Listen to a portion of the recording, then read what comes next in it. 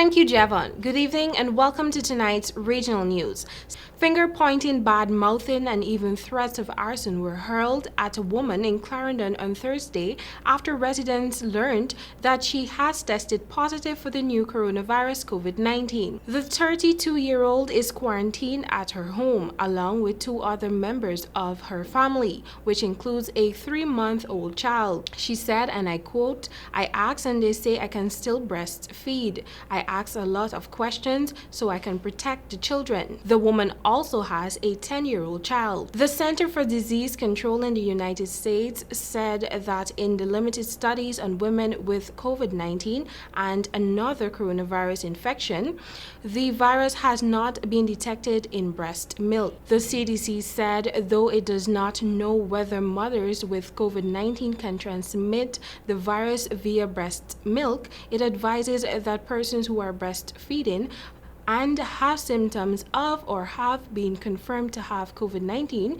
should take steps to avoid spreading the virus to the baby. These steps include washing of hands before touching the baby and wearing a face mask while breastfeeding. The COVID-19 patient wore a mask as she comforted the baby. The woman said that she has not been showing any symptoms of the virus. Sadness wept across her face as she explained how she and her family have been the talk of the district. The woman and the members of her household that tested positive for the coronavirus are linked to that of a 79-year-old man from Corn Peace Settlement, also in Clarendon, who became Jamaica's first COVID-19 related death.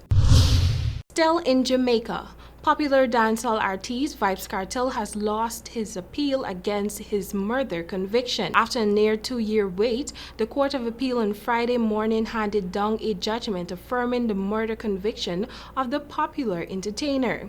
The court also upheld the convictions and sentences for dancehall artist Sean Storm and the 2 other men. With the ban on public gatherings of more than 10 persons as part of the measures to contain the spread of the coronavirus, the decision by the Court of Appeal was handed down via a conference call between the panel of 3 judges, prosecutors, and attorneys for the 4 men. President of the Court of Appeal Dennis Morrison, Frank Williams, and Patrick Brooks heard the appeal. In April 2014, Kartel, whose real name is Adidja Palmer, Sean Sturm, given name Sean Campbell, Jones, and St. John were convicted for the August 2011 killing of Clive Lizard Williams at a house in Havendale, St. Andrews. They were all sentenced to life in prison by since retired High Court Judge Justice Lennox Campbell. He ordered that Kartel serves 35 years in prison before he becomes eligible for parole. Sean Storm, Jones, and St. John were ordered to serve 25 years each before eligible for parole.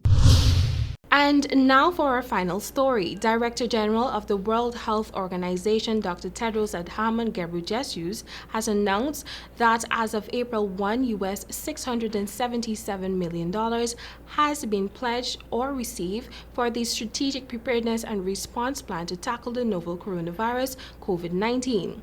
2 months ago, the WHO announced the first Strategic Preparedness and Response Plan with an initial amount of $675 million for the first 3 months of the response.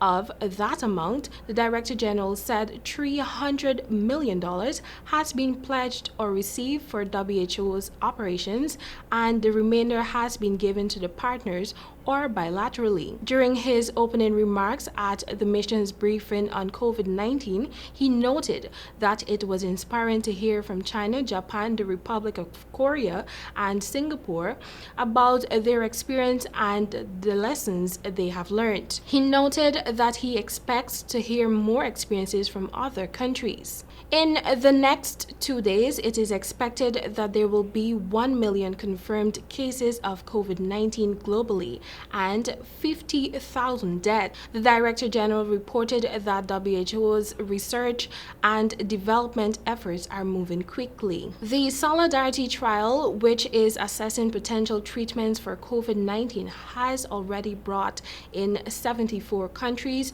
which have either joined the trial or are in the process of joining.